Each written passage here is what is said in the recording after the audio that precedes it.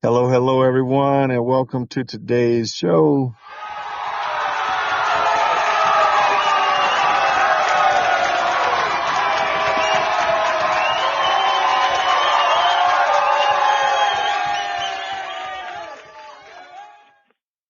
All right, fellas. Today we have our guest. Yeah, you're going to go first, and the ladies have a couple of questions for you. We're going to let Tavana go ahead and get us started. We're not wasting time today. What's the first open you have for Tavana? All right. Hey, y'all. So we are here. Thank y'all for taking the ride with us. Just make sure you're interactive in the chat and put your comments and questions in the chat. And we're about to get started. So the question that we're starting with today is get under to get over, fact or myth? Do men sleep with someone to get over a heartbreak? So, Cap, you're up. Tell us what you got. I think it's a myth. It's kind of like a mixture of both, but ultimately the end result is negative because it's like you're finding temporary fix for a long end problem. It'll never be resolved because you're going to keep on constantly doing the same thing, sleeping with these women just to ease the pain or to get a good night's feeling. But ultimately, when you leave that person, you're still feeling the same way. So the problem will never be solved. Personally, I've done that. I've done that. And the result is never positive. It's always, well, I got to get another band aid. I got to get another band aid. The first person that gives me that attention or that feeling that I miss, you're finding a temporary fix for a lifelong problem. And it'll never work in your favor. What do you suggest? Well, communication is key. You know, if there's a problem, you don't let it fester. You don't let it build. Anything that bothers you, that's not, what you really want, it's constantly keep on building. Me myself, I found that to be a problem for myself. Instead of facing a problem head on, well, you know what? I'll brush it off. I'll put it under the rug. I'll put it under the rug. And eventually, the more you sweep under the rug, the higher the rug is building. So when it explodes, it's going to be uncontrollable. There's really no end solution to it but to face it head on. Like, listen, if someone makes you uncomfortable, if there's something that you don't like or something that you don't approve of, listen, I need to talk to you. Here's the problem. We need to find a solution to this problem. I'm going to let you know how I feel. The problem is the person that you're talking to has to be receptive to your feelings. Has to be receptive. All right. Because the Oh, truth, I thought it was that. Sorry. like they say, a hit dog will holler. Okay. If someone brings something, if your significant other brings something to your attention, and you know it's true, well then there's no need to get combative. There's no need to get vulgar. There's no need to be dismissive. Like, listen, you're right. That makes the other person feels better. That at least you're receptive to my feelings and not trying to sweep it under the rug and be dismissive. All right, Hook, what you say? Fact or myth? Do men sleep with people to get over a heartbreak? Nah, that's a myth. You know, and okay, so an idle mind is a devil's playground, right? So I don't think the men necessarily sleep with somebody to get over to somebody else, but men do a lot of things to keep their mind off of their heartbreak. You know what I mean? Like it can be any number of things. Now, sleeping around and having sex with somebody else, I mean, that might be part of it, but I don't think it may make them feel good at the moment, but I don't think they do it to necessarily get over the other person. Because unless you're in another relationship or you're fully over that person, you're still gonna think about them. So I don't think that they do it solely for that purpose. Now, what I do think though is that sometimes they do that it's not about the relationship, it's about themselves. So especially if the person that their ex made them feel undesired, may just want to feel that desire from somebody else. They may just want to feel that somebody else finds them attractive, or that somebody else wants them, so it makes them feel good for the time being. I don't think it's necessarily they're saying, okay, I'm gonna sleep with this person to make me forget about my ex. No, it's just something to do for the time being. And even though, like my man said, it's a band-aid, it may make them feel good just for, that one moment, but I don't think it's necessary. All right, Coach Sean, what do you think? Fact or myth? This is an interesting. I never really gave it a lot of thought, right? And like Cap said earlier, I think I have done that in the past when I was younger. I went through a breakup, and every time I saw the person, when you break up with someone that you're really close to, right? And it was a situation where I guess we still had feelings for one another, and it was a very toxic relationship. So we would break up, but as soon as we saw each other, we did that together, right? And I mean, get back together at 100 miles per hour. And Lonnie made a great point that it is important to address the issue. We never really address the issue, right? It's like, okay, we're going to move past the issue. We're going to be together. And Hook made a great point as well, because, when I was younger, I was like, man, why did this person have to step out, right? Is it something that I'm not doing? And I just started to like beat myself up thinking it was me. And we broke up again. And at this time I was like, man, you got to get away from this toxic relationship because it'll go on and on and on. Right. So I did move away, and just so I wouldn't find myself trying to be intimate with that person. Because, you date somebody for some years, it's the person you're having sex with, you know, you want to move beyond that. And I found myself dealing with other women. And then I got to the point where I was like, man, wait a minute. This isn't doing anything. Like I was honest. I was very honest with the people that I dealt with, but it got to the point where I dealt with someone, it didn't work, right? I dealt with someone else. When I saw my ex, I was still like, oh man, what is she doing? Who's she talking to? Like, I didn't get over. So I tried someone else. And then before I knew it, man, I was like, golly, like these numbers are adding up, right? So to answer the question, I will say that I have done it, but I can honestly say that that does not work. So in my adult life, I wouldn't consider doing something like that, because I know it's a waste of time. It doesn't work. It doesn't help you to get over the person. I think communication does. Like, hey man, this is what happened in this relationship. I realize that we have probably grown apart, or we just no longer compatible, or maybe I'm not the person to satisfy your needs. And it's best for us to, move on. And hopefully it's not a situation where, you're married or children are involved or something like that. But that's my view on the situation. So I can't say definitively if it's a fact or a myth, but I can say that I have done that when I was younger, but I wouldn't do that now at this old age. So it sounds to me like, unless I was listening wrong, all of you guys said it's a myth, but went on to give examples as to why it was a fact. Because the question is, do men sleep with someone to get over a breakup? Right. No, And Hook and all of Cap y'all said a myth.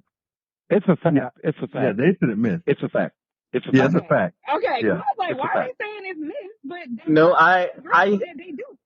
Because I truly, said you myth. never, I you said never. myth, but I didn't give, you know what I'm saying? Like, the question is, do they sleep with Because somebody to get with somebody? the question wasn't, is it going to make it better or make it work? The question is, Do is they this do the it? reason? Correct. Right. Is that the reason? You break up with Julie on Monday and your heart is broken because you didn't want to break up. And then on Thursday, you go over here and let Amber Hold up. You should break up on Monday? make up on Monday, and then Oh, by you Thursday, on you Monday over night. here with on Monday, right? Exactly, right. It could be that quick, right? You over here with Amber. So it's like it Yeah, seems that it is a fact. It seems that this is something that does happen, and yeah, I don't so know. I don't now know. we can ask the question: why? Like, if we know that this is something that happens, Yeah, why? I don't know if That I the don't know why. if I don't know if y'all ain't listening or y'all ain't hearing me. Like, like again, I said it makes them feel better. I never said, and you may feel better at the moment, but that doesn't mean you're going to get over that person. And again, Right. I You're can not. only I can only speak from like my personal stance. Like, whenever I've been in that situation, me sleeping with somebody else is to get my mind off of what I'm going through, not to get over that person. Because there's the only thing that's going to get me over that person is going to be time. So that's why I said it's a myth. I don't think that we Mm. necessarily do it just to get over somebody. It's just I think it was a Cap said earlier. He said that it's like a band-aid, so it makes you feel better for the time being. But eventually, that band-aid got to come off, and now you still got to deal with the healing process. But let me ask you a question So though. why didn't you deal with the healing process before you went out and started sleeping with other women? That's my That's a way of part dealing of the with healing. that's my way of Because dealing with the healing process. because That's you his don't you don't healing. give you really don't give yourself you don't give yourself a chance to heal. I Okay. mean, I, He said that's he why I said put what I put in the he chat said it as takes well. time. He said it takes time, right? yeah. It does, but Okay. give It yourself that time before you but go listen, but screwing up listen, someone else's life with your bad emotions that you carrying around.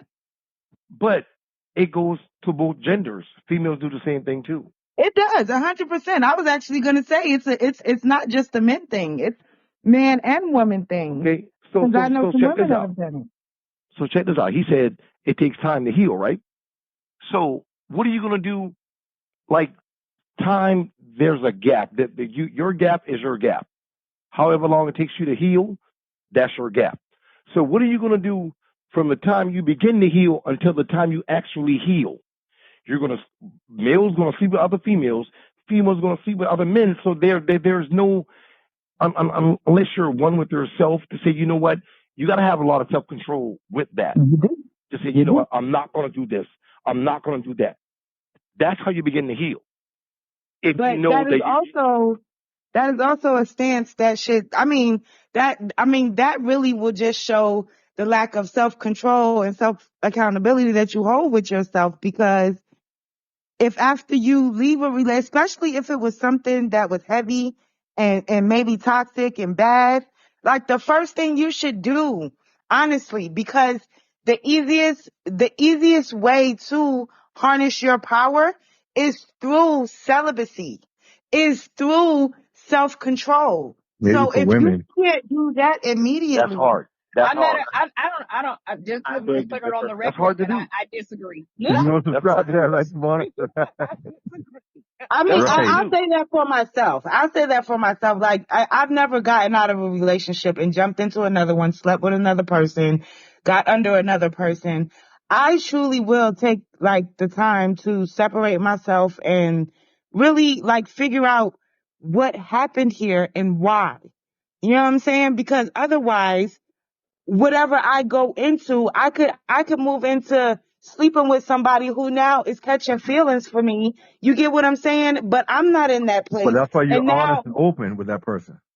right. But I mean, be honest and open with yourself enough to just slow down for a second, take a But beat. everybody, but I think it's a process. I think everybody, like Deborah is saying, everybody's process is gonna be different, right? Because everybody don't need 6 months, a year, like to quote unquote heal, Healed. right? Right. Some people can heal in 2 weeks, right? Some That people ain't Right. gonna can happen. heal That in that's a month. that's humanly impossible. That no, it's not.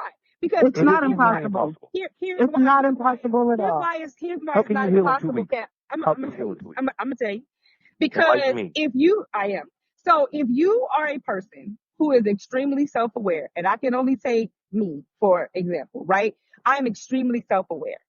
So therefore, I can be in this and then, oh, I'm a work in progress and process all the time, right? It doesn't stop just because I was in a relationship. So I can easily navigate in and out of things and within a couple weeks to a month be fully clear on like all the things that Deborah said. What happened here?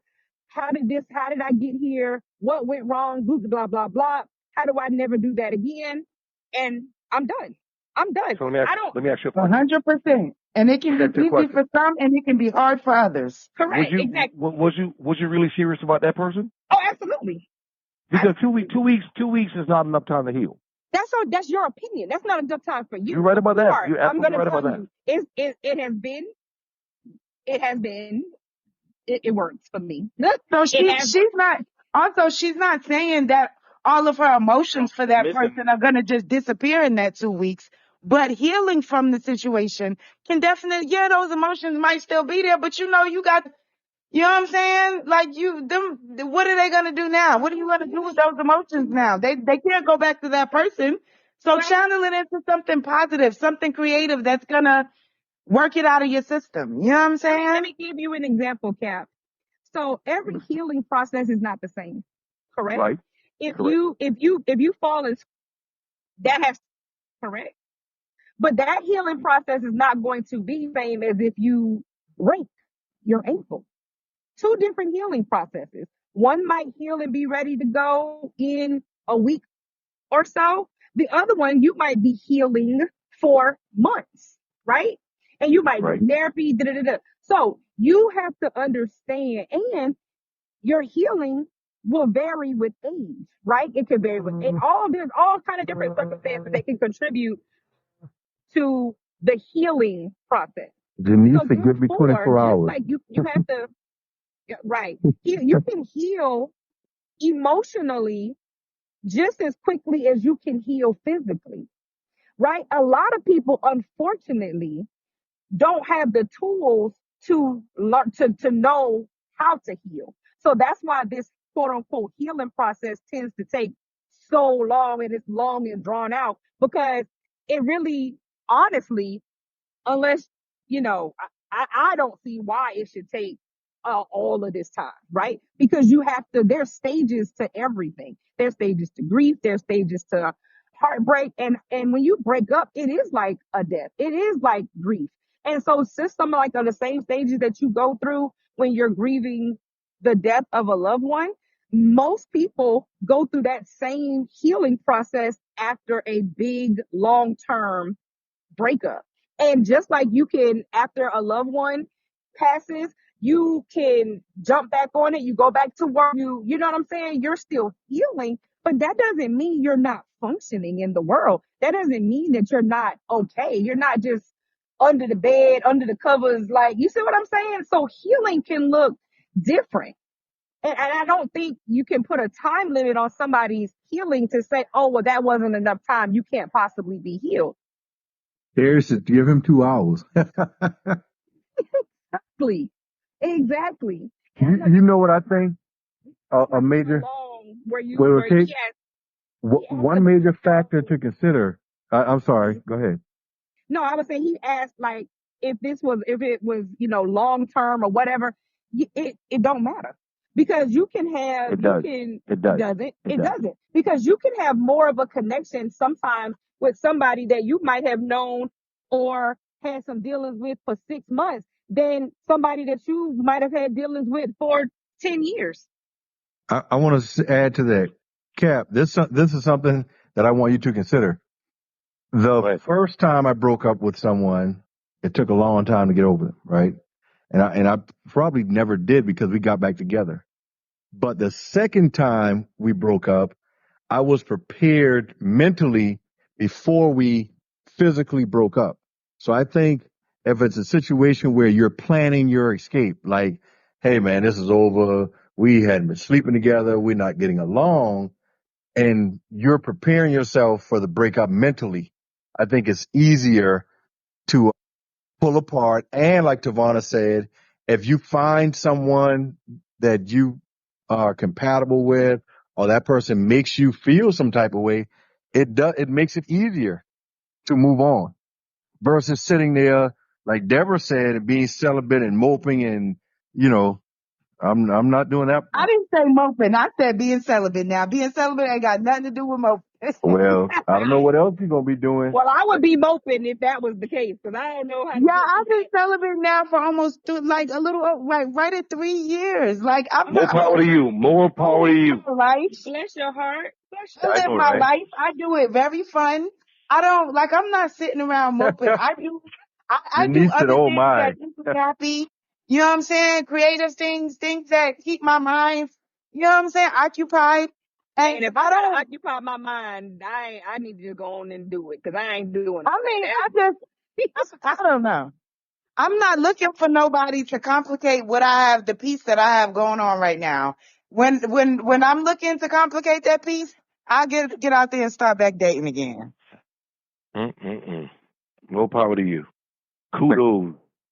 Yeah, Deborah. Men, there's really no reason to that long But because again, men think can. about the situation I just came from too, where I Right, thought but see, I was getting men can married have and that didn't recreational sex. happen. And in many cases, men men can and have, women. Coach yeah, Sean, men men. and No, I can't. women. I mean, I can't speak for women. Okay, I'm I saying agree. it. Men If you and say it, women. okay, if you say women, Tavana says women also, but Yes. I'm just saying for men, from what we discussed. And when I talk about barbershop talk, I'm speaking literal. Like Cap can tell you, I literally owned a barbershop for several years in the middle of town, right? And I was the only like young barber under 50. Those guys probably their 50s when I had my barbershop. So like I was a spot for the young guys. And we talked about all kinds of things. And men can literally have recreational sex. Like, hey, this is what it is. I'm getting my rocks off, right? Multiple women in a day, 3 or more, you know? Women can do that too. Soul ties. So with that being said, Deborah, it's just like an activity for us. Like, hey, to get over this, I'm going to the gym. Or I'm going to a game. I'm going out to play poker, something to clear my mind. So for people, like Tavana said, women can do it too. Some people can just use sex as a Outlet. as an outlet, as an activity to clear my mind, you know? I mean, that's 100% understandable. Like, totally, truly. And I'm not saying like if I felt like I was in the mood to go play around and have some sexual fun, I would do that. Honestly, I would truly do that. But I haven't really The gotten right back one. into that mode yet, or found the right person that I want to have that fun with. That's the main thing. I'm new in the area that I'm in. You get what I'm saying? Even though most of the time I've only been here since March. So most of my celibacy was in Georgia, where I was very aware of my surroundings, had plenty of options to choose from if I just wanted to play around. But again, I was coming off of the heels of a whole fake marriage. You get what I'm saying? So Mm. I chose to take the time to really focus on myself, how I got there, what I need to change to not be back there, right? And what can I do overall for my mental, spiritual, and physical health to make me better before I move forward with anything or anyone. Facts. And that's great. And And that I think everybody should do that. I agree with you 100%. I just think everybody's timeline for that can be different. Right, right, I agree with that. right. The timeline can be different, and there are different factors that contribute to that Correct. Because I, timeline. I, I did the exact same thing that Deborah just described, but it ain't take me that long. Now, I I will have a say, question. just because I'm celibate from intercourse doesn't mean I haven't gotten some fellatio a time or two. Like, you can have your fun without fully having your fun. Also, you get what I'm saying? Deborah, we can't give you 100% Oh credit then. no, no, I mean, no, no! I I don't don't, think I that's don't care. celibacy. In That's my Deborah's mind, not celibate now. in my mind, in my mind, right? Because I always have to put that disclaimer out there. I don't care what nobody else think about it. In my mind, that's how it goes. Okay. That's how it is. You know what Give I'm you You credit saying? for that. got it. You got it. You I have a got it. question for the ladies. And this is something that a colleague told another colleague and she got offended by it, right?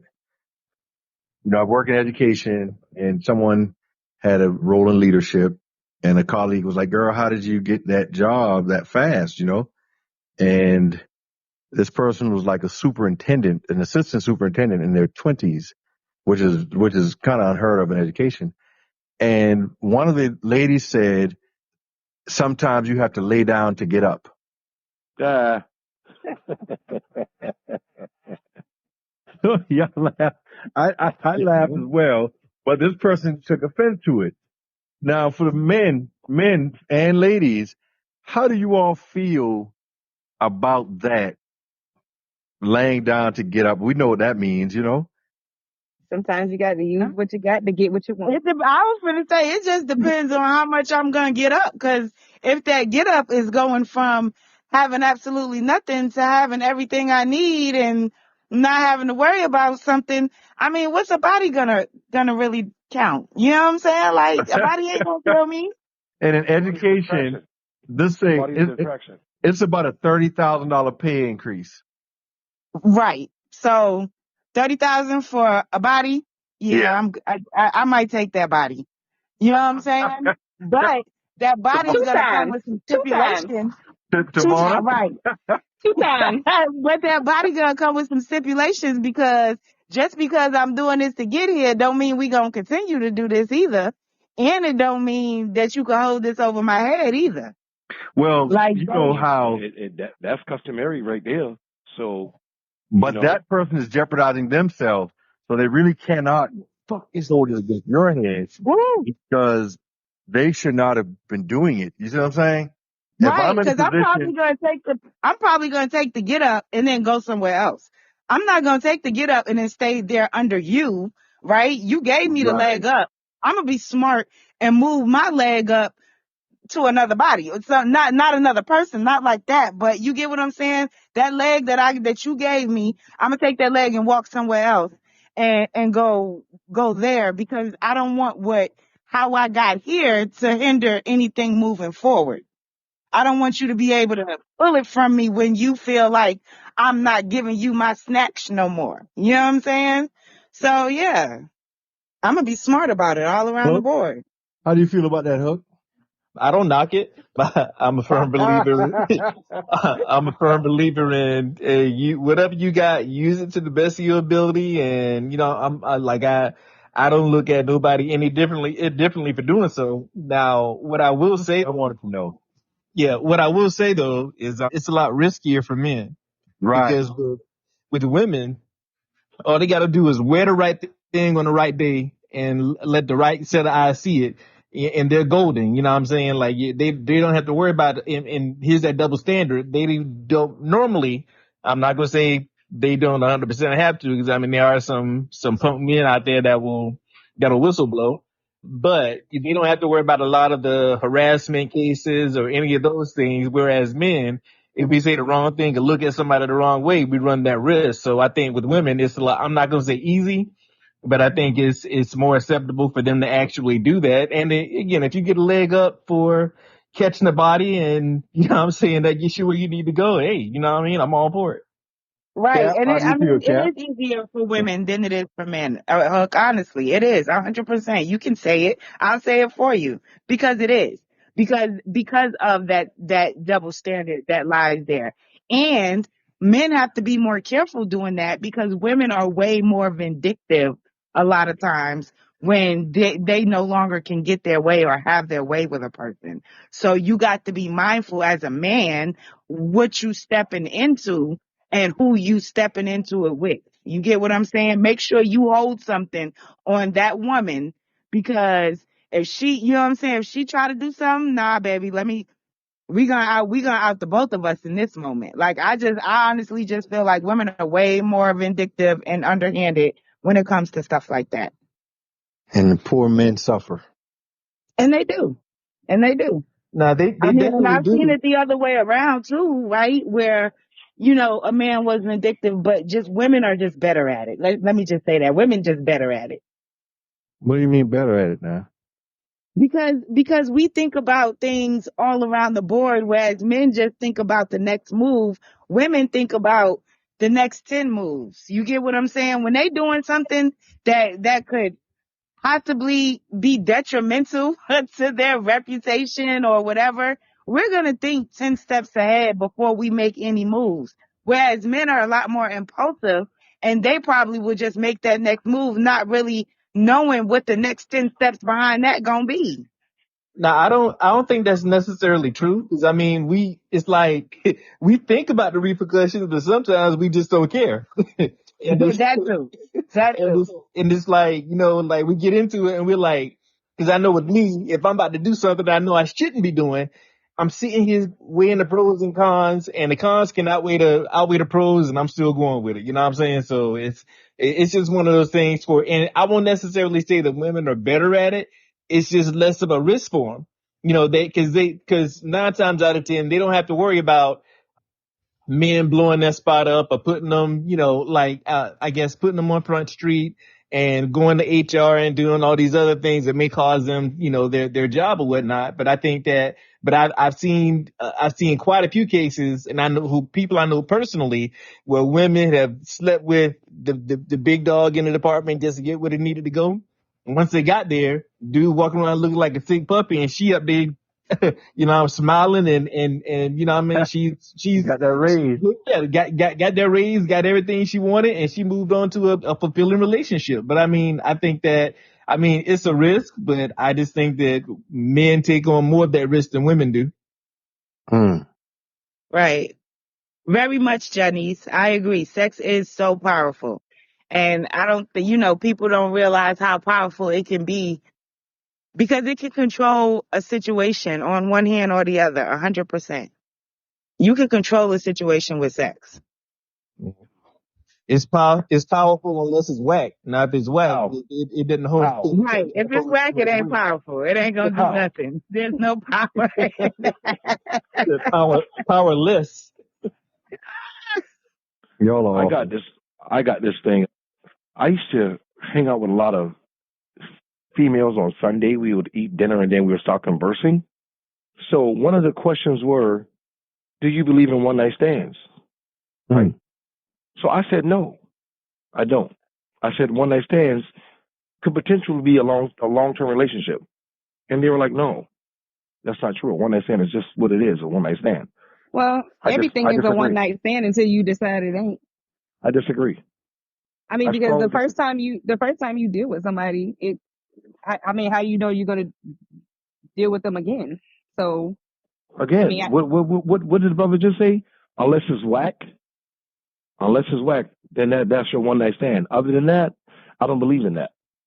um, Hold up. When you say you don't believe in it, like you do not want to participate? No, I strongly disagree with that, Mm. And why is and that? I have my reason. Let's say hypothetically speaking, we just putting this out there. All right, Mm-hmm. you're in an establishment and you see this person, so y'all link up, male or female, either side. So let's say this man or female rocks your world, and you come across him again. So you're going to just allow that one night just to stand as such? Are you going to, you know what? I remember when Jim did this to me. I remember when, Tammy did this to me. So, let me see if Tammy want to link up again. Let me see if he wants to link up again. You're not going to do that? But here's the problem. It could have been amazing to you, right? Was it amazing to that person? I mean, I agree with that as well. But if you get a positive feedback, well, then it's not a one night stand. that's not true because people lie. Right. People, especially women be out here lying. Oh my God, this was so great. Faking. And then when they get on the phone with their girlfriend, girl, that thing was so whack. So y'all don't know half the times that y'all was probably whack because somebody done lied. Get Right. your life. Y'all about to open another can of worms. And how to I always find that not to get on topic. I always find that conversation funny though, because it's always perceived that the men are the ones that have the whack sex, but it could be the woman Very well. who's Very That's what supposed I'm well. to saying. But that's why I said people lie. I agree with you, Hook. But how many Right. times as a man have you done the same thing? Oh, girl, da da da da. And then when you get with your homeboy, you like, man, this broad. So they lie. men Unless don't you keeping it men don't funky. kiss and tell. Oh God. All right. I'm muting. She's muting. Nah. I'm going to say this right here. And this is a real life self experience. Like, you know, hanging with a lot of guys, and you where I'm from is always a fall guy. Somebody has to take one for the team. You understand? So after taking one for the team, sometimes I look at myself, I'm like, man, why? Why the fuck did you do that? Excuse me, why did you do that? Because number one, the person is not even your type. But again, you just take one for the team. Right. You know? And sometimes that taking one for the team could be mind blowing. It's not that you really want to do it, but you take one for the team. Oh, I done took one for the team before too, but I ain't gonna tell you that it was great if it wasn't. I mean, I take one for the team or not, you still gonna get this truth.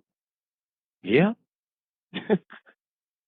So, and I get what Lonnie is saying. If sometimes you can take one for the team, right? And just expecting it to be something for that night, right? Like I'm just taking one for the team, but then afterwards it's like, oh, that was some serious stuff right there. Right. I wasn't expecting that from little, you know, however you use to describe these people. Y'all give them nicknames, but that one for the team stuff. Oh God. Yeah, I don't know about taking one for the team. Ain't no team that I'm taking one for. I am the team. So if I'm taking one, I am the team that I'm taking it for. Everybody needs a good wingman. Everybody. Right, but I ain't gotta catch a body just to take one for that. Taking one for the team could mean a lot of things. It could mean me just, In entertaining this that aspect. In person. that aspect. Yeah, in that aspect. I mean, but I can entertain this person while you go handle your business and do what you do, but I ain't catching a body behind this because especially if there's no attraction here and nothing like that. Yeah, I'll take one for the team. I'm gonna sit here and I'm gonna be, Miss Nice Girl, but you ain't gonna get nothing from me. I can take one for the team, but depending on the night, in my younger years before marriage, let me put that disclaimer out there. If you catch me on the right night, you might get lucky. Well, Telling I've had many nights of that right there, and some of them was disappointing because I couldn't believe that I actually did it, but it turned out to be, not so bad. But again, to each his own. That's something to think about. People don't agree with me. I have an unpopular opinion, but I've been blessed in my life. I've never had a bad experience when it came to I don't believe that shit, man. never in my life. Never had a bad experience. I don't Cap believe said that's cap. Cap said you capping. I don't Yeah. believe that. I don't believe that. Because I'm just saying, listen, hey, well, I'm much older than you, right? so I can say honestly that taking one for the team was actually a waste of time. Why is that? Because number one, the person is not someone that you would normally do that for. But of course, if you just want to get your rocks off, you can get your rocks off. Right? But would you do it again? That depends. It depends. Yeah, if that That person. depends. You know, when that alcohol starts talking, man. I mean, you do things unbecoming of you. You know what I'm saying? Sometimes the last resort can be the first resort. So then, so you saying that you don't like a one night stands? No, I Okay. don't. I I don't. mean, I they're don't. not something I care for either, Cap. I don't believe in them. I don't. I don't. Mm. Interesting. Interesting. Devon, we have the other questions here. If you, What were the other questions? Oh I wait, thought let they were me scroll pasted. back up. Oh, you just copied and pasted it? Oh They were no. pasted earlier. Yeah, let me go back. Hold on. You talking about how do you balance cultural expectations with Yeah. personal Yes. aspirations? Yes. What does success mean to you, and has the definition changed over time? Let me go in my room because my son washing dishes. Hold on. How do you address and cope with societal stereotypes or biases?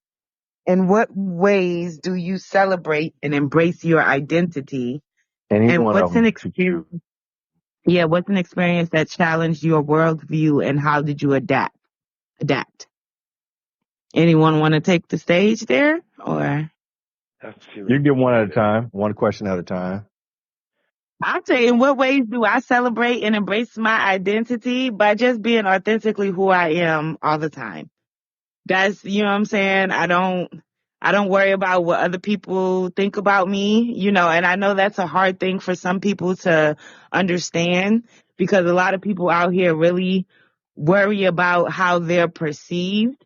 But, for me, just because I know I'm not doing anything that is going to go against my morals and my integrity, that's going to make me, feel less than. I just, I'm going to do exactly what I need and want to do for myself. I'm not going to really care how it makes anyone else feel as long as I'm not hurting anyone else. If it's for the betterment of me or to make me feel good, make me feel great, make me feel better, then I'm going to do it. I say that every morning that you wake up, you should embrace yourself. Reason being is because you should strive to do better today than you did yesterday. You know, one thing you must learn in life is to be true to yourself. No matter what perception anybody has to do, anybody feels about you, the way they look at you, just be authentic to yourself. Like me, myself personally, I am the same way every day. I don't do less because if no one else that you can call on me and I'll be there. I will be there. So stay true to yourself. Be authentic to yourself. Well, I got to say. And for me, it's about being able to look yourself in the mirror and love what you see, and really just being unapologetically yourself. For me, I'm a unicorn. That's how I describe myself because I'm a huge sports fan. I can break down every single defensive package in football. Conversely, I've also read every single Harry Potter book that that there is. You know what I'm saying? I can, what I mean? I sit around, talk to the fellas about, women and girls and all these other things, but then I'm a big comic book head, so I can tell you every single superhero in the Marvel universe and explain their power set to you. You know what I'm saying? So it's like, I'm very well rounded in that regard. And when I was younger, like I would get teased a little bit, like, hey, you're a nerd, you're a geek, whatever, whatever. But there's people that were teasing me when I go back home, I'm the same dudes I see on the corner. So it's like, yeah, okay, well, I guess being a nerd must have its perks. You know what I'm saying? So Right. it's like, and I instill this in my daughters because one of my daughters is like both my daughters, they have one of my personalities. One daughter, she's doing she loves anime and comics and stuff like that. The other one, she's more outgoing, very vocal, very athletic. And I don't try to get them to be somebody they're not. I urge them to embrace who they are and love who they are and let them know that some people aren't going to be satisfied with who you are, and that's okay. It's not for you. It's not your job to make them satisfied with you for you being you. So I embrace my personality, and I encourage my daughters to do the same. That's great. That is amazing. That's good. That's real And like good. that's like for me, like I like period pieces, right? And not everyone can get into that type of stuff. I truly feel like I maybe in a past life I was in one of those old Roman times. I don't know, but I am like a big fan of period pieces. And I've probably watched like Game of Thrones like 1,000 times, all 8 seasons. You get what I'm saying? I've never gotten into Harry Potter. So I don't know. Good one, Hook. But there's just Good. certain things, yeah, there's just certain things that, you're going to do and you're going to be into that other people don't understand and don't, really rock with or vibe with. But if you're really being true to yourself, you don't hide that from anyone. You know what I'm saying? You don't try to separate what I do around you versus what I do around everyone else. And that's why I say, like, I remember when we were having the conversation about like, what do what you say to your parents and the conversations you have with your parents. Like, I'm not going to have this conversation with my friends about who I am and what I do and not be able to have that same conversation with my parent, with my mom. You know what I'm saying? If I can have it with my friend, I should be able to have it with my mom because that's really me being authentically who I am all the way around the board with everyone in my life. You know, not trying to hide who I am or what I do from this one person because they're not going to agree or they don't like it. It's just, you know. That's another topic for discussion. I spoke to a young lady and I told her that a lot of times when we do not encourage our kids to be open and honest with us, we force them, into creating their own reality. We force them to become liars. And what she said to me was, we don't do that in this area, right? She said that's not something that we do. And Lonnie and I are from the same hometown. He's like a big brother to me. He and my older brother graduated together. So we're also from a small town, and I'm sure Hook can relate. A lot of times you have a climate and a culture, like different things that you do within that area. And one thing that I think, with the exception of a couple of families that were like super holy, dad's a pastor, etc., but for the most part, sex is a common topic. Like, like you can talk about sex with your parents, with an auntie, with an uncle, an older cousin, and being open and honest. And I've learned after moving away from my hometown that sex is taboo in a lot of households. And it's like people will be grown 30, 40 years old and they never discuss it. It's like mom thinks that we're doing it, but we never talk about that. And this young lady just got married at 49 years old, and she said she's never talked to her mom about sex. And as far as she knows, her mom thinks that she's a virgin. And I never want to be that way. I never want to be that way with my children because my parents allowed me to be open and honest about everything. If I got in trouble in school, I could come home and tell my parents what happened. If I got But to a here's the fight, thing: is she willing to be different with her kids than her mom was with her? You get what I'm saying? Are well, you she willing just to? got married, so chances Hey, are she's probably not going to have any children. hey, Mill, Um, you yeah. remember the first time? You remember the first time when I came on the podcast, and I said that we're very attentive to how we were raised and how we were brought up, Right. and what makes it different when you begin to have kids of your own is that you are not allowed. Your only and primary job is to not allow your kids to endure the same things you did while you were growing up. Remember when I said that? Yes, yes, yes. And that's key to raising kids. That's key to raising kids. Let's say right now, if you were brought up in a double parent home, Hmm. so your focus should be likewise. Whereas raised up in a single parent home, it's causing you to look at things differently. Be more of a protector. Be that educator that your mother were to you. You know, be that provider that your mother were to you, compared to being, having both parents in the house, and you get a different outlook on what parenting is really is. Again, parenting didn't come with a handbook, Right. so a lot of that is trial and error. And You I'm a also, firm believer. I'm a firm believer. In order to make corrections, you have to make mistakes at all costs. I have a question for you. Go ahead. Did you becoming a parent change your relationship between you and your parents? You made a great Yeah. point when you talked about, making mistakes, right? Right. Was there ever a time where you may have been upset with one of your parents or felt like they should have done this for you or should have done that? Or, Yes. okay, did that change after you became a parent? It changed my outlook on parenting because I wasn't taught the correct way to be a man. What the expectations of a man were. I never had that lesson. So Mm. it caused me to become a man at a young age. Again, I'm going to say this. I was 19 years old, 19, fresh out of high school, got out the military and everything. I came in contact with a young child. She was younger than me, had a family already, but she possessed so many fine attributes that made me cling to her. To where, you know what?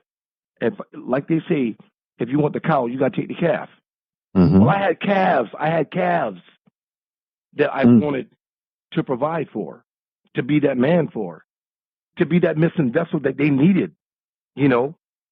And it made me, when I started having kids of my own, to be that protector, to be that provider, to be that disciplinarian, to be that educator, to be that person that was self-taught. You know what I mean? And it made me look at everything differently. So everything. I was that go-getter. I got to get it because they need. I got to go get that because they need this right here. I got to go to the school because the school's calling. If they got to go to the doctor, I want to be the one to take them to the doctor. If they got to be disciplined, let me be the one to discipline them. Because I wasn't taught that. I learned that.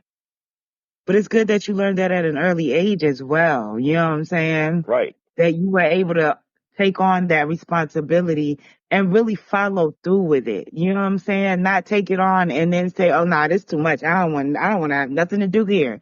Like you took it on, you embraced it, and you actually followed through on it to do what you needed to do. And still to this day, I'm still doing. I am still doing to this day. Yeah, let me tell y'all. Let me tell y'all how. And this is part of the reason why I'm just not out here dating at all, right? So maybe about a week or so ago, I met this guy. Nice, respectful. You get what I'm saying? So it seemed. He had a nice car, everything. Like he said he had kids. So you know what I'm saying? I'm not really thinking nothing of it outside. Like we're having conversations here and there on the phone, you know, very, very good conversations. And then out the blue the other day, he calls me and goes, "What you doing?" And I was like, figuring out what I'm going to make for dinner for me and the kid. You know what I'm saying? And I call Carter that a lot. I call him the kid. But, you know, I said that and he goes, "All right, well, figure out what you're going to get him to eat and let me know what you want to eat and I'll bring it to you." I said, "Excuse me?" He said, "Figure out what you're going to, you know, do for your son. Whatever you're going to do for your son. And then I'll bring you whatever you want to eat." I said, "Well, what I eat, he eat. So if you're not going to bring what I'm eating for him as well, then you're not bringing anything." Right? Oh, okay. As you should. As you should. As you should, right? As you should. Right. Right. Because you know I have a kid. So Right. so this is what this man said to me. "All right, well, I'm about to go pick up my kids." So he was like, "All right, all right, all right. I'm about to go pick up my kids and I'm going to drop them off and then I'm going to go get the food," right? So then he calls me back. Now, mind you, this man ain't even took me on a date yet. So it was, you know, I was really just kind of trying to see where his mind was at and even saying okay to him bringing me food. But mind you, our schedules are totally different. Like he gets up, he has to be working like 4 a.m. You get what I'm saying? My schedule is way different than that. So I'm not really reading too much into, you know, us not going on a date because we're talking regularly. He's calling, you know what I'm saying? He's not just texting me all day, you know, nothing like that. So he gets off the phone and then he calls me back and says, "Oh, so I just needed to ask, we are going to, like, where we eating at?" And I said, "I'm not sure what you mean. You said you were going to bring me and my son food." He was like, "I mean, but what, we gonna sit at the table, at the kitchen table and eat together?" I said, "Hell no. Like you're not coming in my house. You're not meeting my son. Like we ain't there. Like why would you even think that?" Yeah, Because that's somebody else And done allowed that. Because somebody and else. like right. somebody else allowed that. And y'all, when I tell y'all that man was like, "Oh, I hung up the phone and I ain't heard from him since." Like Let me ask you a question. Let me ask you a question. ain't ever. Let me ask you a question. What's the time frame? What's the time frame would you give for a man to meet your kids, or for a woman to meet your kids, if you were a I man? don't give a time frame. I I don't get think it's yeah. yeah, it's not a time frame for me anyway. It's when I think and I have a sense or we have had the conversation that, because I don't even want to assume, right? When we have had the conversation, lasting, you know what I'm saying? We in this is going to be long term, not temporary. You know what I'm saying? Once that conversation has been had, then we can ease into, you know what I'm saying? We might Right. can do a group thing with a bunch of people, you know what I'm saying? Right. It's just like, hey, Mr. Bloop the Block. You see what I'm saying? Just to give a Right. Or you know what I'm because saying? you have kids and I have a kid, like We maybe go there. let's Correct. go somewhere where the kids can hang out and then, we can talk. But we hadn't even had a first date. So how in Sam's hell do you think that I'm going to allow you, one, in my house, and two, to sit down and eat at my table with my son? That's because some women do put them on rotation like that. Like it's like, okay, I met you, you get my phone number, and now you Uncle Joe. You know what I'm saying? Some people do that, and that's unfortunate. You know what I'm Can I saying? But can I be a devil's advocate right now? You can. Go ahead. All right. Me personally, if there's like male kids, then I wouldn't see where there should be a time frame on that. But when it comes to you having daughters, you got to be real particular about who you let around your kids. A daughter, for that matter. I don't see how that matters. Daughters and sons are the exact same thing. The exact same thing can happen to a son that can happen to a daughter. So True, true, true. I don't care nothing about gender. There's nothing. And It's my child. So it doesn't right. matter. I'm not gonna say, oh, it's a And boy, so come on over. Like, no, I don't know you. You could be a boy and on top of pedophile. Like, why would I do that? That's crazy. And on top of that, though, too, Savannah, you know what I'm saying? Not just that the same thing that can happen to my girl can happen to my boy, but as for me right now, though Carter has a great father, as a single mother, single woman, you get what I'm saying? I am also trying to show him what a good woman looks like, what a Right, respectful right, woman right, looks like. right. So what do I look like, Thank allowing him you. to just meet random Thank men you. that I haven't even vetted and spent time with and understood who they are as a person, but I'm just bringing them into my space and bringing them into my life and bringing them into his life. Like that is not whatsoever. Why I you don't, worried about somebody touching your daughter? You got to be also concerned about the perception of what this looks like to your son. right. Because As a as a woman. mother, that's right. As a mother, you are your son's first love. You are your son's, like, you know what I'm saying? You can't just, you have to present yourself in a way to show your son, like Deborah said, this is what I am the model. I am the muse. You see what I'm saying? So if your Right. son see you out here, Joe Blue Blue blah blah blah, guess what? He gonna think that's what a woman is supposed to do. So he's gonna Right. look for a woman that's gonna allow him to To blah do the blah same blah thing. blah. Right, That right. I got you. I and get it. that's I not get it. okay. I get it. I get it. Yeah. So that devil's advocate can't happen in this situation. No, That's the thing. I guess because I was raised differently, and We were all raised differently. What Truly. define differently? no, take Right. it, What we take it. mean differently? Right. Believe. I mean, I can't speak for everybody, but when I was coming up, that was like the norm, the norm. Like Okay. you meet people, and then they introduce your kids, and you introduce their kids, and stuff like that, and you So just what one happy effect do you family. think that had on you later when, I mean, how long did these quote unquote people last? Like how many? Well, some of them are long term.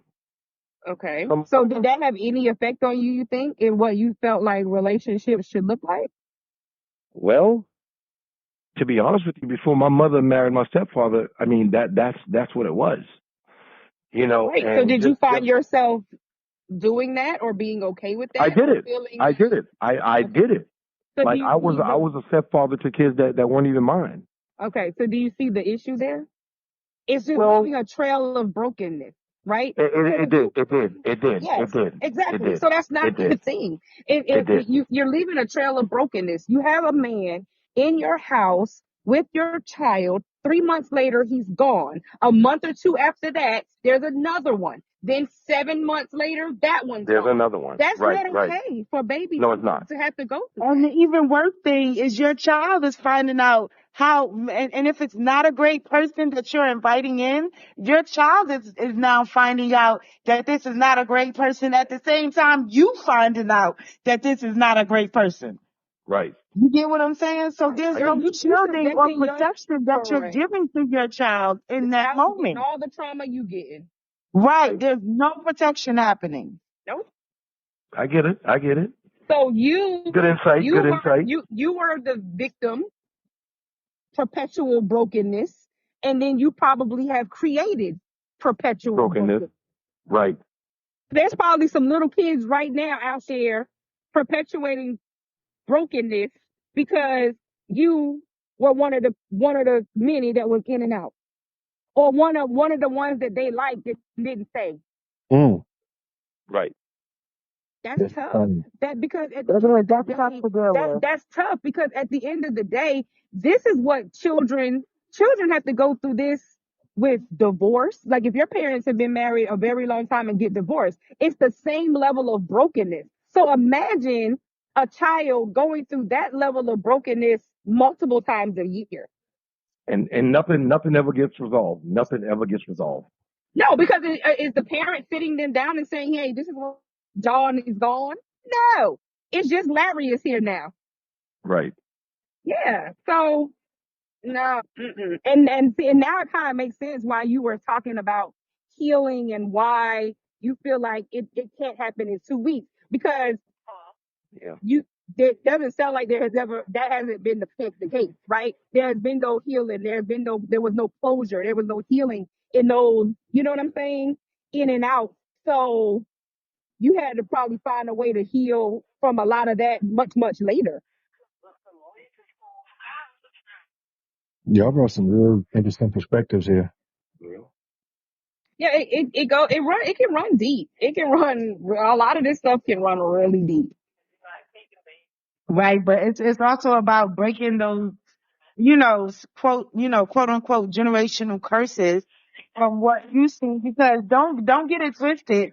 I seen the uncles, you know what I'm saying? Like I grew up in a house in New York where all of us literally lived in the same house. Me, like my mom, and us, her kids, her 3 kids, my auntie and her 3 kids, my other auntie, you get, and my uncle, you get what I'm saying? Like we were literally a whole 3-story house that we all lived in together. So I'm seeing, the aunties that are single with the men coming and going and doing, and you know what I'm saying? When they would get with these men, they moving my cousins out to go live with these men, and then 2 months later they moving back in to grandma's house. You get what I'm saying? So don't think Mm. we didn't see, like I've seen all of that, but I'm not going to perpetuate what I grew up seeing either.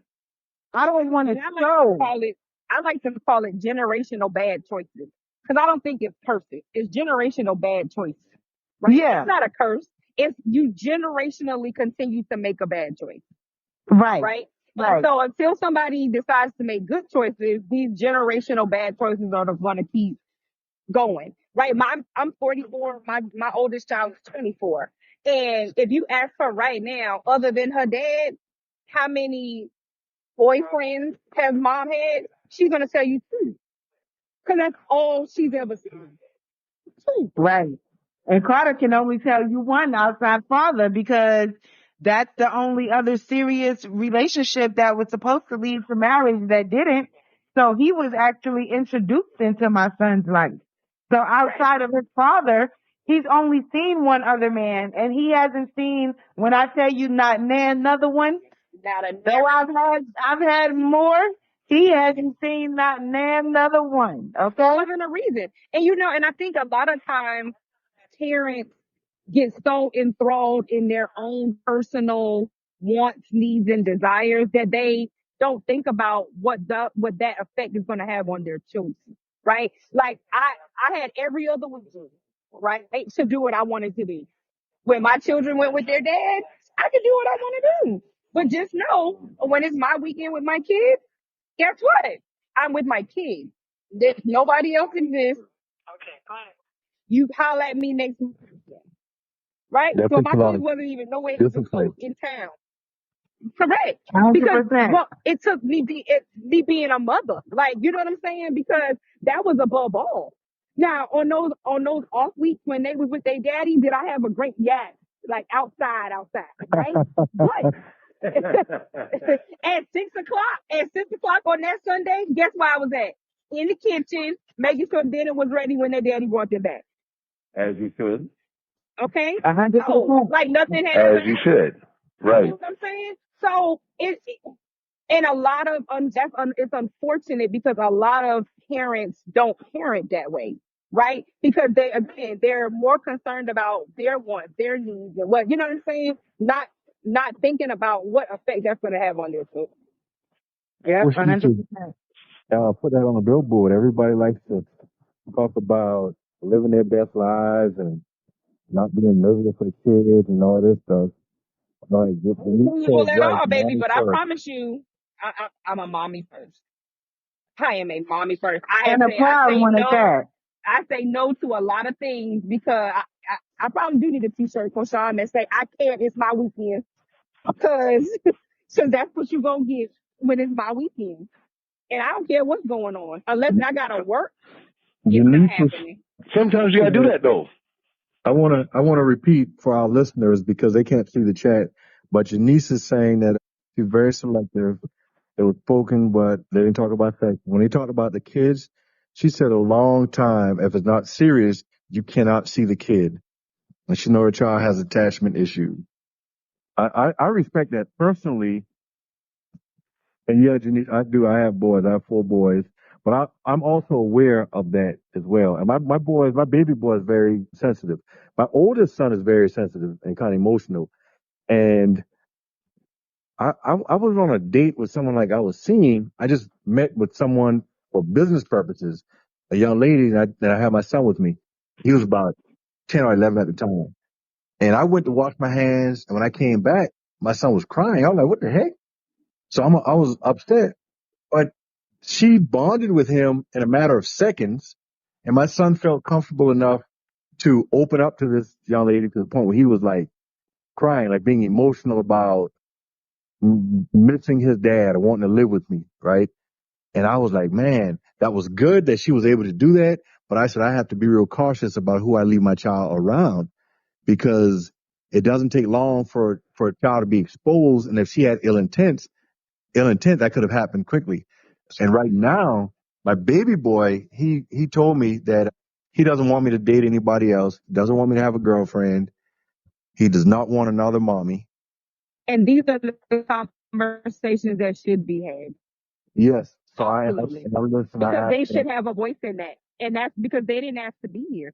Right? You Exactly. have to be Exactly. cognizant of their feelings. You cannot just say, oh, well, I'm going to do what I want. Absolutely not. When they 18, yeah. But not while they still, you know what I'm saying? No, because they didn't ask for whatever you just went through. They didn't ask for divorce. They didn't ask for But breakup. They didn't, you see what I'm saying? So their feelings have to matter.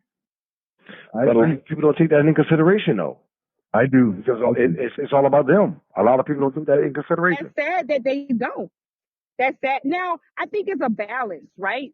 You know what I'm saying? Because yes, but you have to still be realistic with the children, right? Because that's not reality, right? They're not going to be able to have it their way all the time. Everything's not going to go the way they want it. You see what I'm saying?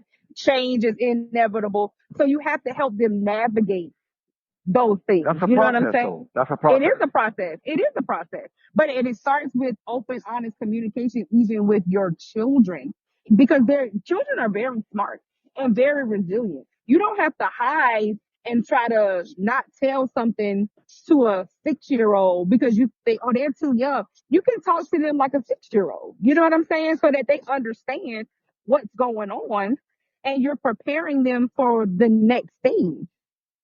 Well, preparation don't come easy, don't come overnight either. But No, I'm saying it is a process, but I'm saying it should be something that is constantly talked about when the conversation, you know what I'm saying? You can continue. It's not a one-time conversation.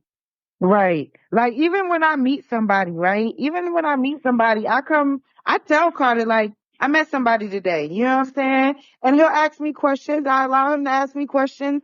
You get what I'm saying? If I say I'm going on a date, I allow him to ask me questions. I allow him to inquire because I want him to feel like he is a He part matters. of, like, He what, matters. yes, he matters. Yes. His feelings matter. And he is a part of what's happening here. You get what I'm saying? In Got this it. space.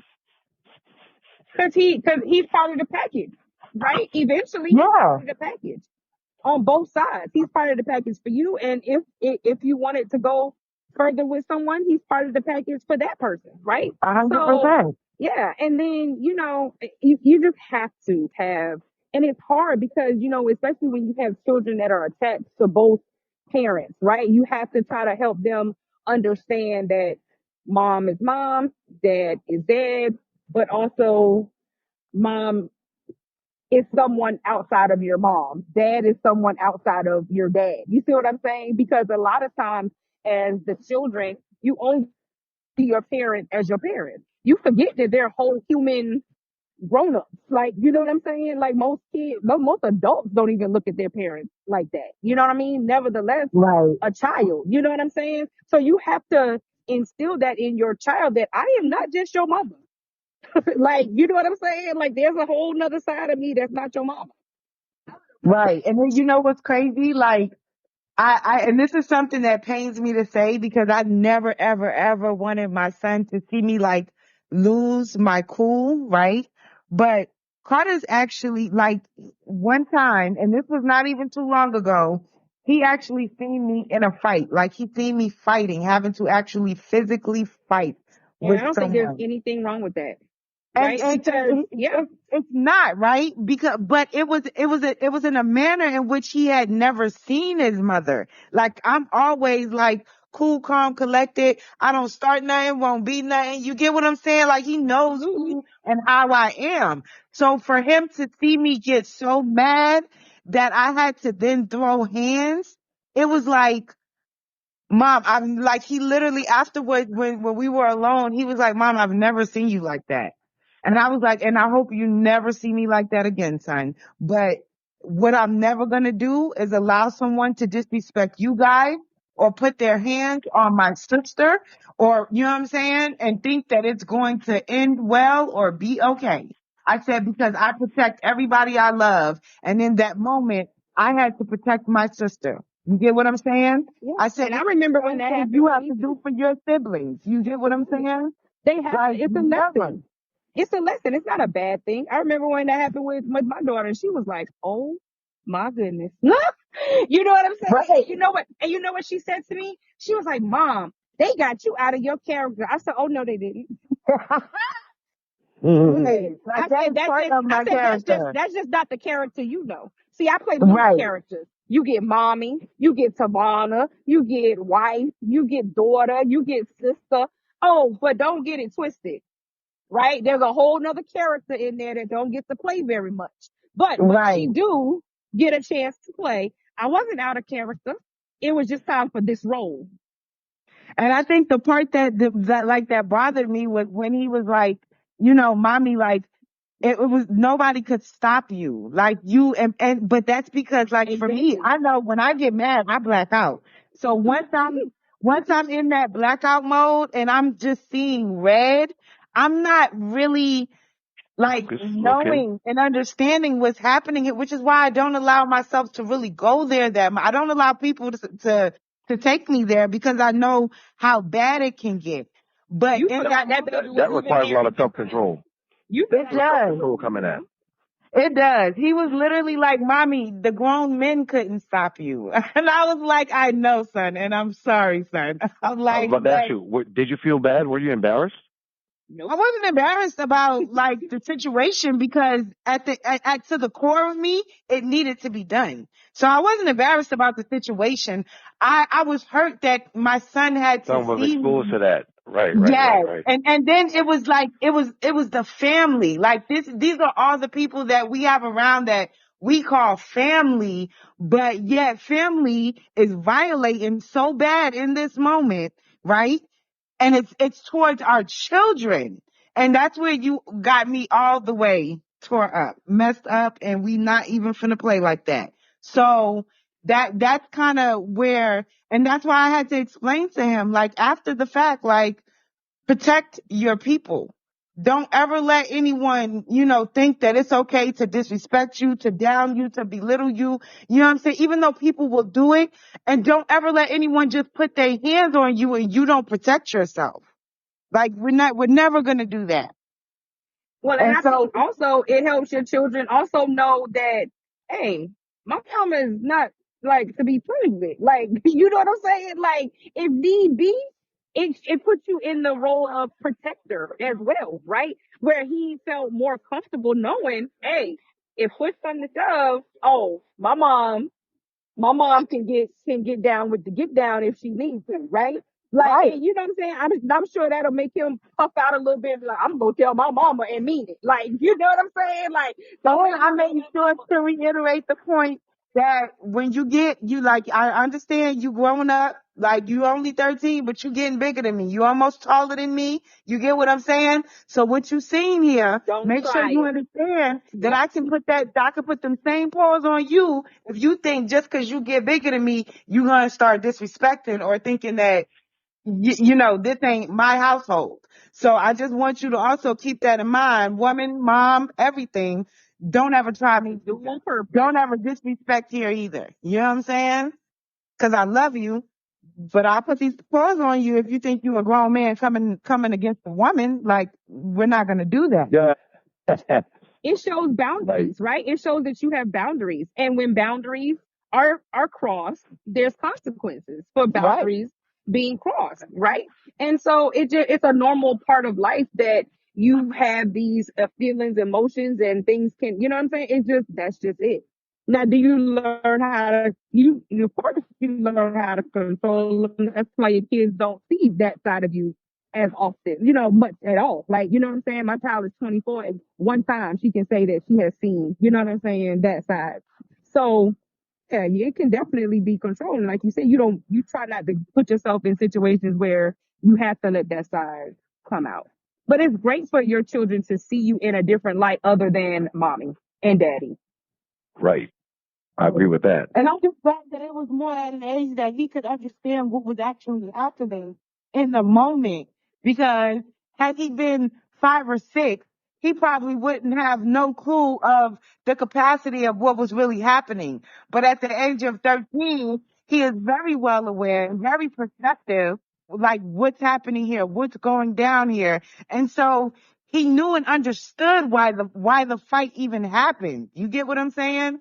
And that's why I said I just think I'm glad that it happened when he was at an age and had a better understanding of what the situation was so that he could understand why it even happened in the first place.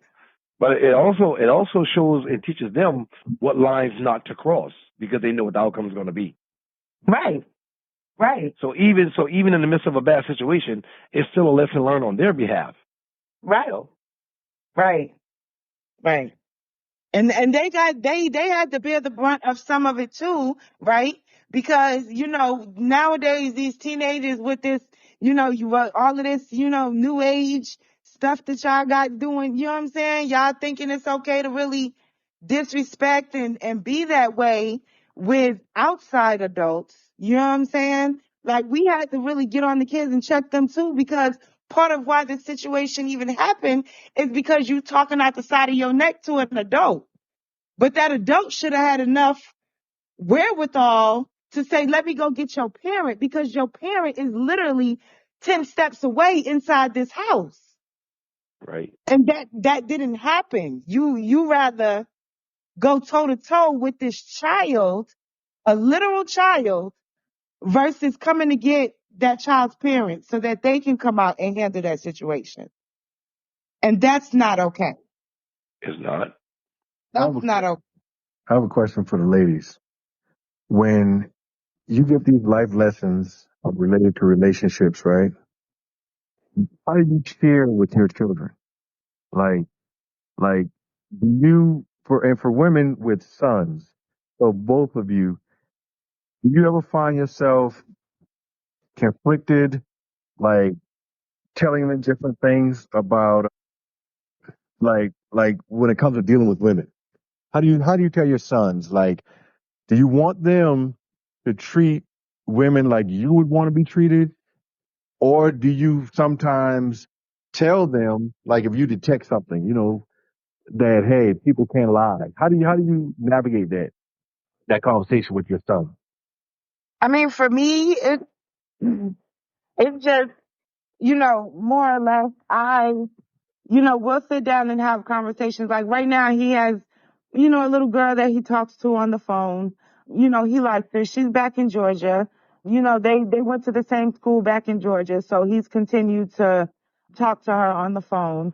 And, like small things, like when he's on the phone with her and he walks through the house and I see he doesn't have a shirt on, put a shirt on. You get what I'm saying? You're on the phone with a girl, put a shirt on. Like What? there's just certain things for me at his age that are necessary. Like that's not okay. So Huh? what does the shirt do? I mean, it's just like it's the respect level that you're holding for the girl that you're with. What if her dad walks in the room and she's on FaceTime with They're you and like you those walking around FaceTime with no stuff? shirt on? Okay, okay, okay, okay. Yeah. You know, You get what I'm but saying? So before, yeah, like it's a respect thing. Like if we are in public, I don't touch a door. And I mean that. I don't touch a door. so he knows that He knows 100%. that is his He knows a hundred responsibility. percent that is his responsibility. If we taking groceries out the car, I'm helping, but he knows to grab the heavy stuff. He knows to get the cases of water and you know what I'm saying? So And what is your end he'll goal? even gather bags for me to take. He'll gather bags together and be like, here, you take this and I got you get what I'm saying? He's What very is your end mindful of goal? people. What are you preparing him for, training him for? What's the end goal? I'm just training him to be the best version of himself respectfully. You know what I'm saying? That's it. Be exactly who you are, but hold respect for yourself, hold respect for how you treat other people, because people are not always going to give you back the same respect that you're willing to give, but don't let that change the fact that you're willing to give it.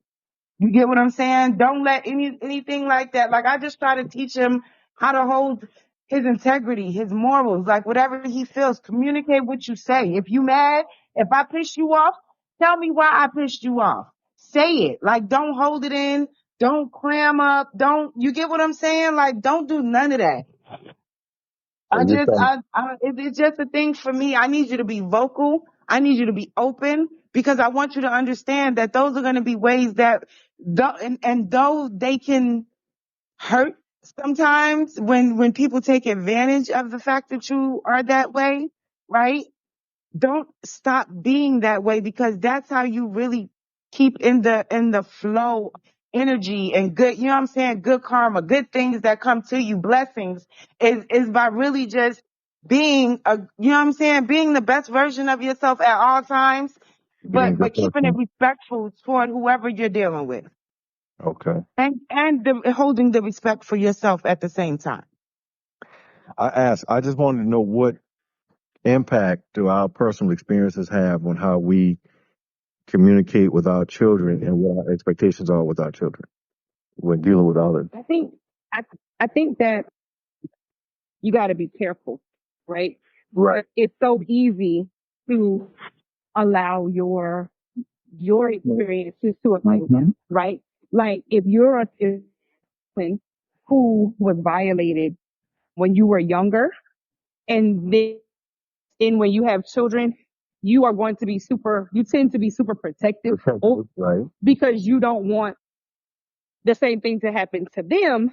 So they could potentially be missing out on certain things because of your fear, right? And so those are just the type of things that I think as a parent, part of being a parent is making sure that you are a healed and whole person, right? So that you can be a good parent. Because sometimes if you're not healed and whole, it's going to be hard for you to navigate parenthood because your children are going to keep getting the residual effects of what you haven't healed.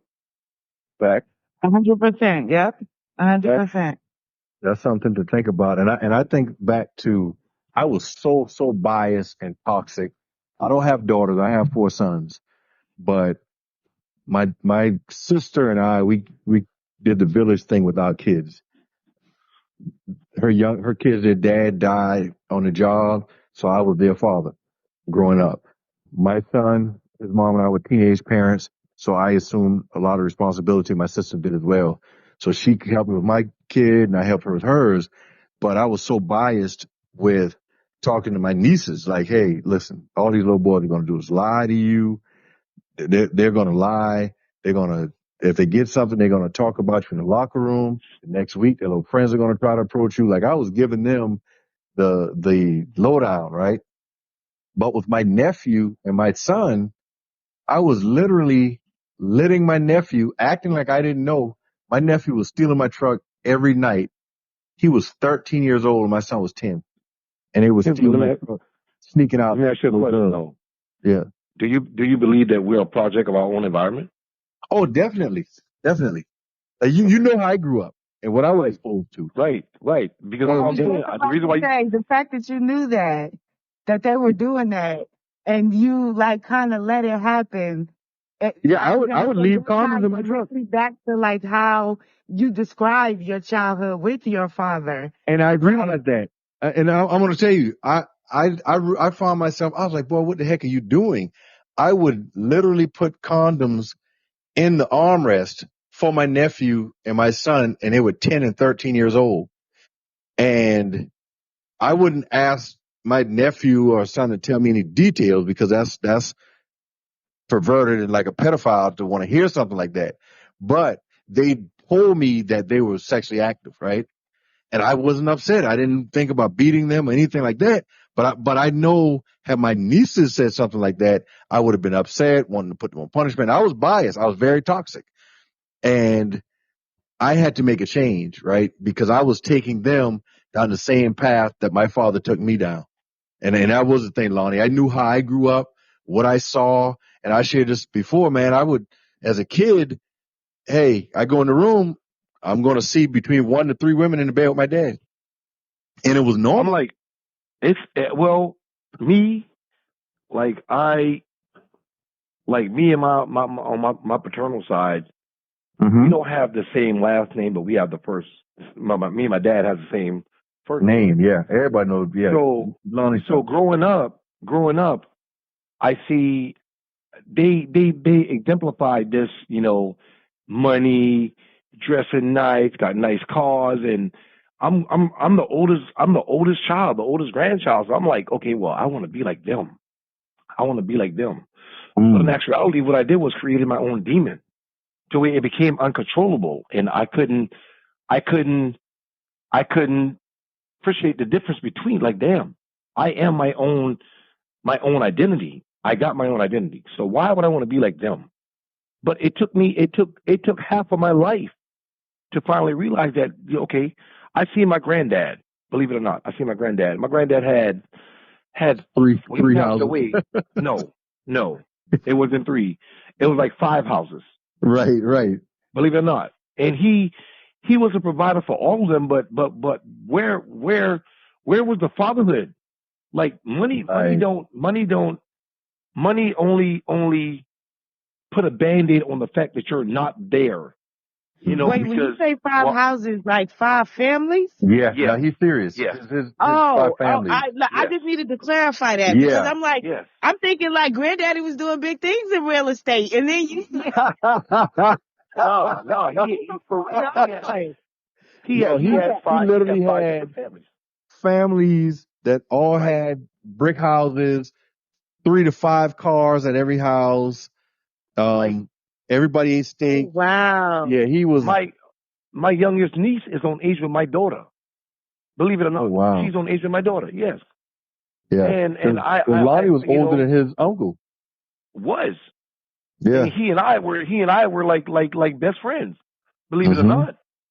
Oh wow. And when being that I was the oldest grandchild, when he came home and it was time to go school shopping, well, he gave, my uncle's mother money for the both of us because I wasn't much older than he was, so we kind of raised up together. But I say this to say this right here, okay? From growing up and being exposed to all the negativity, I did exactly the same.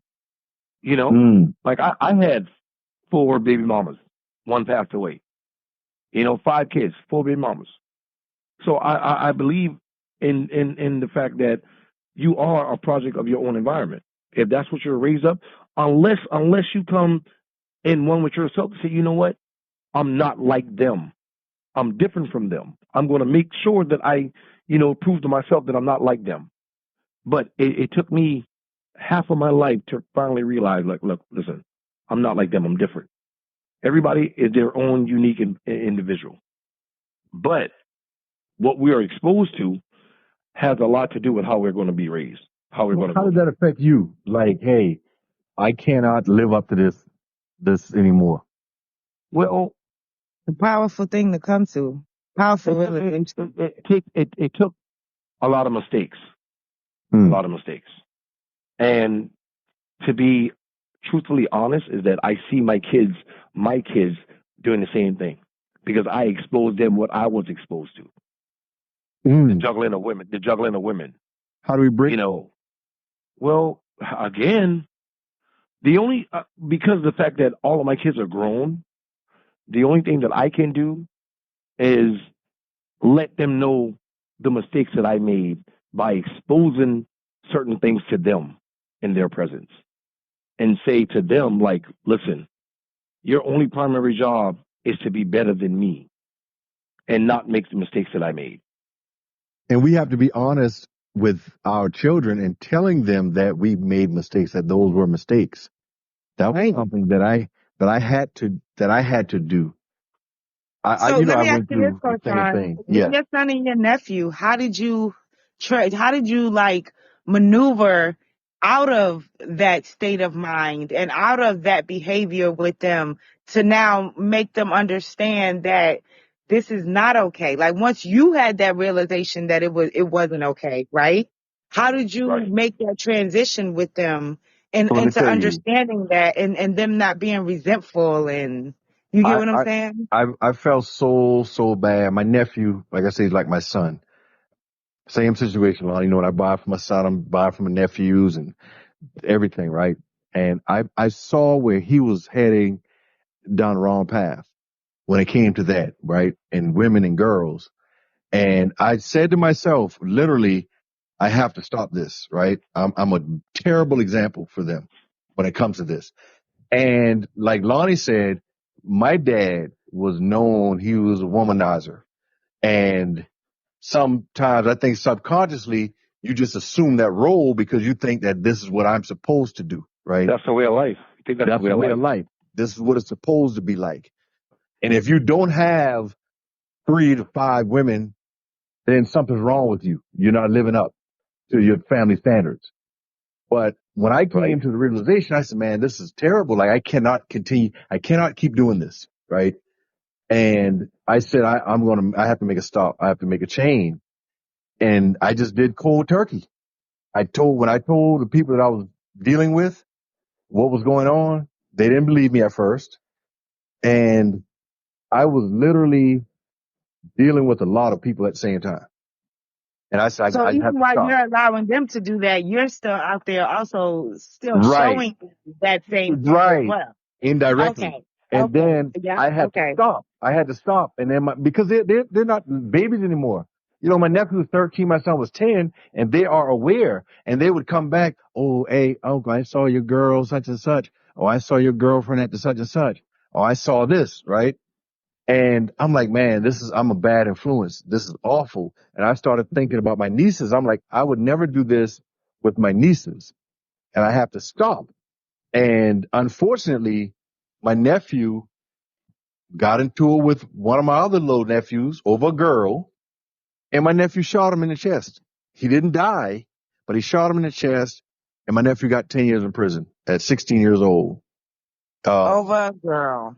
So he Wow. wasted his entire childhood where he should have been going to prom, playing football, enjoying life, right? He turned into a man in prison. And I literally felt responsible because I could have avoided that, in my opinion, or I could have shown him a better way. And when that happened, I just decided, hey, I have to change my life and change what I'm doing. And ironically, I met my wife at the time. And I think that she didn't believe the the depth of what I had been through because it's rare. And unless you've seen it, you wouldn't believe it. So I was able to, hey, I don't have to do that. I don't care about that stuff. I can go however long because I've done everything there is to do when it comes to dating and women. That's how I felt at the time. And I was like, I really need to change what I'm doing and who I am. But yeah, I really was a product of my environment. And the things that I saw, the things that I was exposed to, you wouldn't believe it. You wouldn't believe it. The things that I saw when it came to, sex and relationships, it was unreal. It's something off a television show. And I was like, And I it's don't want crazy. my I kids. think I believe it just because I can understand. Like once I moved, and I think it's a Southern thing. I promise you, because I never seen it. We left New York originally when I was like 12, 13, right? And up until that time, I had never seen the things that I seen when I moved to the South. Like the households, the things in the households that was happening, like the other kids' houses that I was now like sneaking off and going to, and my mom had Right. no clue, like the things we were able to do in these other kids' households that I was just thinking to myself, like, my mama would kill each and every last one of us and not care about going to jail if we did these You, things in you, her you house. know what? You get This what is I'm just a saying? theory. This is a theory that I have. And I love Kanye's verse. Kanye, in one of his songs, he says, uh, we can't buy him gifts, so we buy him freedom. And if you think about it, all of my friends who had like single mothers or family dads on drugs that didn't have much financially, their parents gave them freedom. They couldn't give them bicycles and go-karts or cars, automobiles, but they gave them freedom. They allowed them, that was their gift to their children. It's like, I'm going to give you something to make you happy. And they gave them freedom. They gave them the opportunity to have company in the bedroom. They Right. allowed boys to sleep over, allowed their daughters to go to this friend's house for the entire weekend, knowing the friend's mom is out playing bingo or, at clubs or whatever. And I saw a lot of that. And that That's happens the a way of the lot. South, man. That's the It's way the of way the of the South. South. It's the way of the South. Everybody It knows is. whose It is. house the girl's going to be at on the weekend. Um, Gotta be. 'Cause you just got to go we didn't down do there, that. just get a ride, you can Like I was hitchhike, young, bike, hanging out at whatever. trap spots. I never knew what a trap spot was in New York. Like never. I knew what a gambling house was, but I didn't know what a trap house was. I Oh got to yeah. Georgia, and when I tell y'all my life changed when I moved to Georgia, Yeah, the cause South is different. it was a different world. I was like a kid in a candy store. I was like, what? These are the things these kids are allowed to do? Oh I would yeah. never be allowed. And so I started doing a lot of that. But the crazy thing is at that time, that was a time in my life where my mother wasn't really allowing, you get what I'm saying? She wasn't communicative with us. She wasn't talking to us. She didn't have those conversations with us. So I'm leaving the house, and telling her I'm going to spend the weekend at my homegirl Stephanie house. Meanwhile, she's at the trap house and you know what I'm saying? We hanging, chilling, smoking, like doing everything. You get what I'm saying? And then I go right back home like nothing happened. Like Nothing ever happened. I didn't just hang out for the weekend. And Deborah, That, well, I remember being in middle school, and Lonnie can attest to this. We were in middle school. You get dropped off to a game, right? Like right now, football season, Friday nights. There would literally be 100%. 100 kids dropped off. Some parents are going to come back to pick you up. Sometimes you recognize somebody from this side of town, that side of town. And if you couldn't get home, you just slept at somebody's house. Like, oh, y'all going where? Okay, I'll spend the night down here. Or well, you going this way, or I'll stay at my auntie's house that lives down here. And right? that's how it ended. Like, hey man, we going here. Okay, well I'll just go to my granddad's house this weekend then, because my grandparents live on that side of town. If not, or I'll go down here with my dad, or I'll go to my homeboy. And a lot of sleepovers and just hanging on the weekends and But all the parents want to know that we were safe. Right. That's it. Right. Because no matter They where care you the fact we stay, stayed you're out. going to eat, you're going to bathe, you're going Right. to eat, you're probably Right. swapping clothes, but you know, Right. it is what it is. 100%. I don't have nothing in my testimony. I don't have none of that testimony. Savannah Girl, what was If else? different. You already told us what if your if life was like. if my mama dropped me off, my mama was coming back to pick me up. I wasn't going nowhere. I wasn't Now, my doing mom, none of that. if I didn't come home, my mother would be like, don't not come home, because when you don't come home, she'd be like, and you try to walk through her door. Oh no, wherever you was at, go back there, because you can't come here. Well, Like see, she done done that multiple times, raised up without having vehicles, so we had to make do. Yeah, our You know? parents didn't have vehicles. So we Right. had to, yeah. And at 13, I was stealing my brother's girlfriend's car, driving around. You hear what I'm saying? Like, she used to sneak over and come through the back door. My brother No, had we would the catch basement. rides. And in the country, Nah, a lot of men I own was pickup stealing trucks. that car. Hey man, y'all going this way? Yeah, hop in the back. We used to be on the back of a pickup truck. Back of a pickup truck. 10 deep Yeah. on the back of a truck. Oh man, this is amazing. 2 hours have passed, guys. So we're down to our final 45 seconds. Closing. What do you all want to say? Closing remarks? Great show. Great insights. Thank you, everyone, for your participation. Love the podcast. Always. Love the podcast.